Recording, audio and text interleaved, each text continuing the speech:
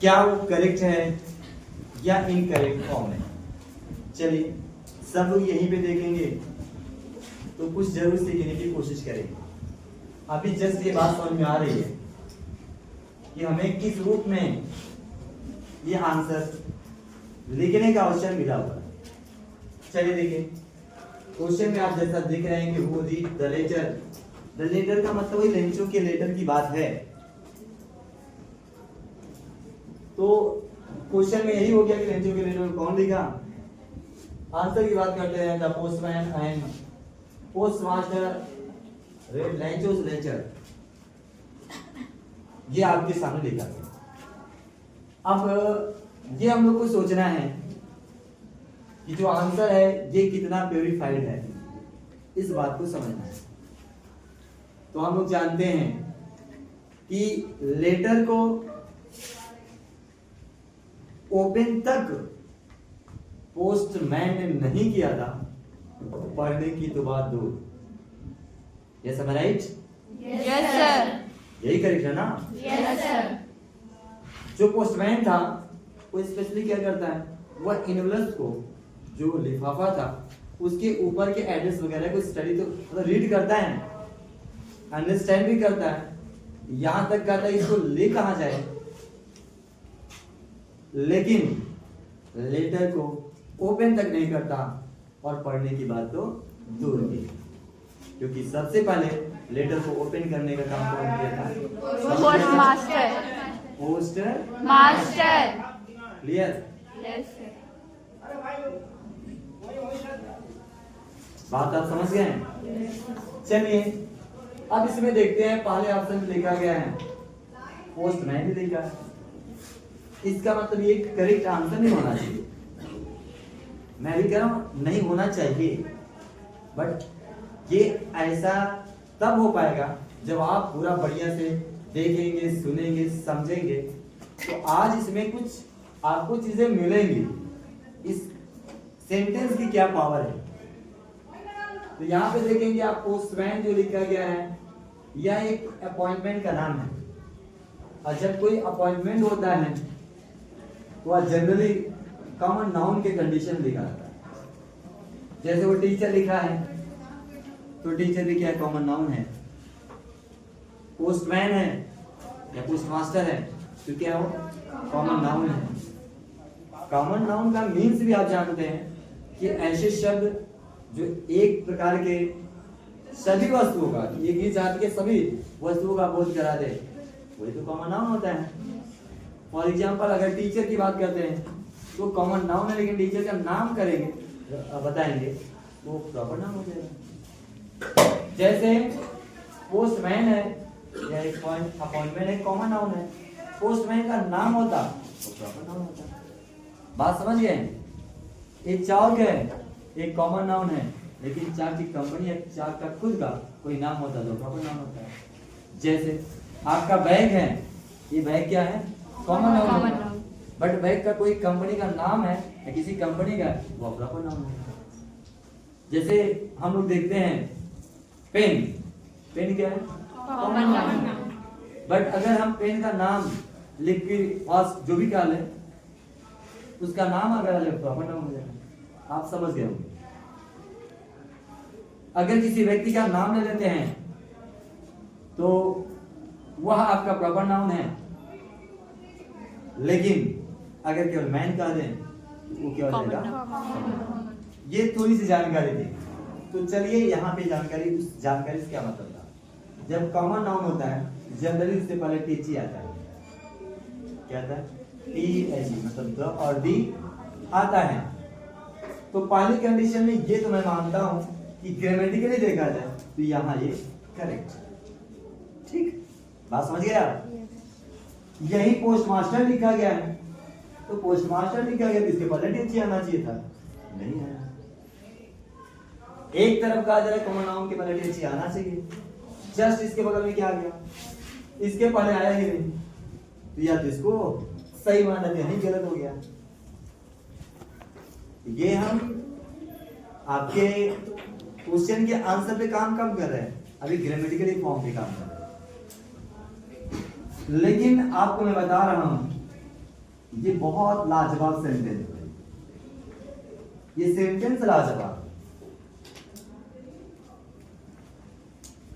कभी भी अगर दो नाउन एंड से जुड़ते हैं, किससे, और सब्जेक्ट के स्थान पे वह उपस्थित हो, जब दो या स्पेशली दो सब्जेक्ट कहें नहीं बल्कि कहें नाउन है या कॉमन नाउन है, अगर एंड से जुड़ता है, अगर एक के पहले आर्टिकल आया और दूसरे के पहले आर्टिकल नहीं आया, तो ये दोनों जुड़ने के बाद भी सिंगुलर होता है।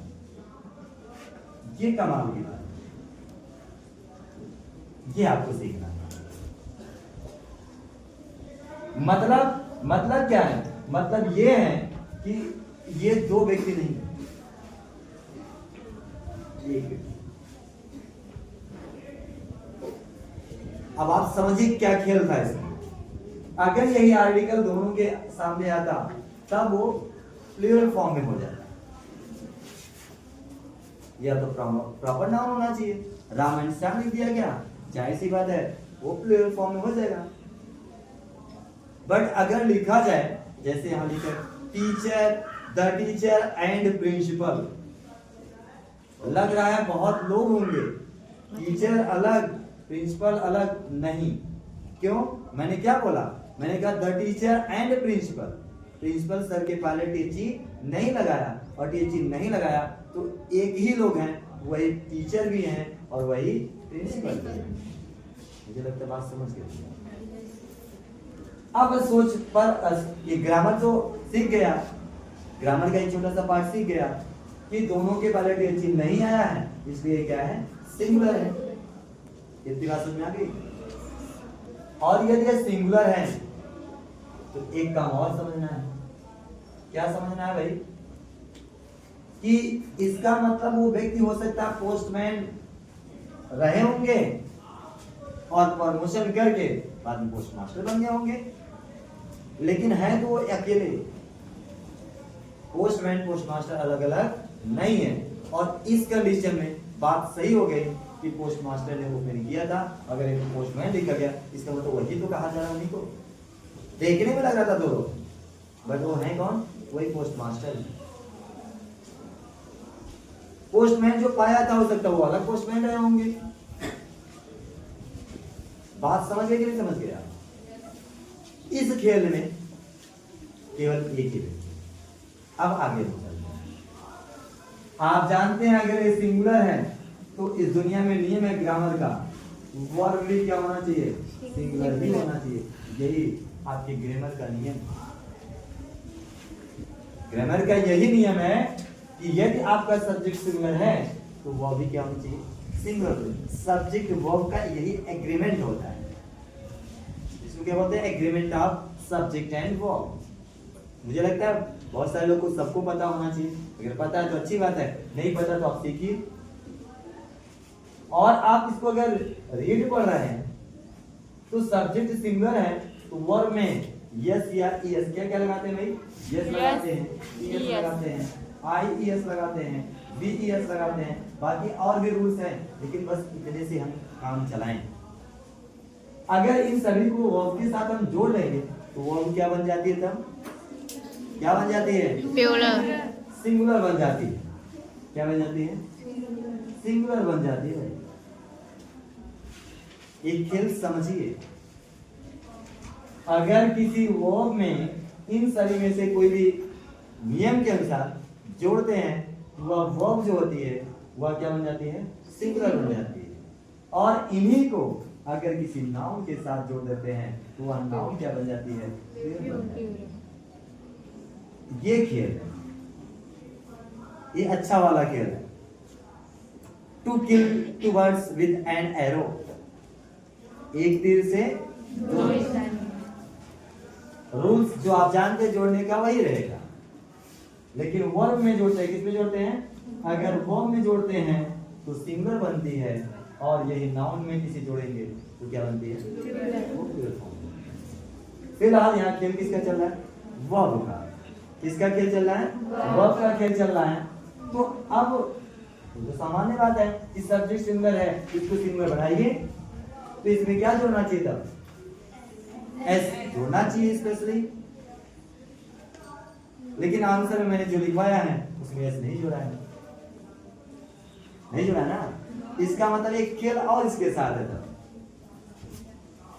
इसका मतलब जो सेंटेंस से लिखा गया है आपका, ना तो यहां रीड लिखा है और ना यहां रीड लिखा है, ये लिखा क्या है, रेड लिखा है। क्या लिखा है, रेड। इसका मतलब आप पढ़ ही गलत रहे थे, आप पढ़ गलत रहे थे। ये रीड नहीं लिखा है, ये क्या लिखा है, रेड। रेड लिखा है। क्योंकि रीड की कंडीशन में रहता देश लगा हुआ था।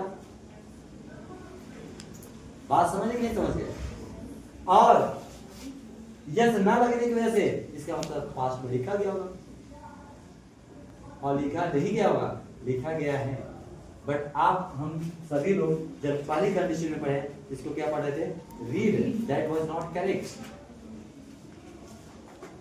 According to this situation you have to understand this is red, this is not read. अगर वो प्योर फॉर्म में होता सब्जेक्ट तो तब तो आप रीड पढ़ सकते थे, क्योंकि इसका कॉन्सेप्ट होता नहीं था। एक और खेल इसमें देखिएगा, क्या खेल है, कॉमन नाउन के पहले जनरली आपका डीएचई आता है। समझ में आया? जो लोग नहीं देख रहे हैं प्लीज देखें, क्योंकि अब से पहले जो मैंने सेंटेंस आपको लिखा है, अब से पहले किसी एआई वाला, चाहे गूगल वाला, चाहे आपका यूट्यूब वाला, कोई भी नहीं बताया होगा। जहां तक मेरा विचार है, आपका भी विचार होना चाहिए। आप समझ रहे हैं, कोई भी रहेगा क्वेश्चन का आंसर सिखाएगा ना, या तो ग्रामर सिखाएगा तो एग्जाम्पल नहीं लेगा।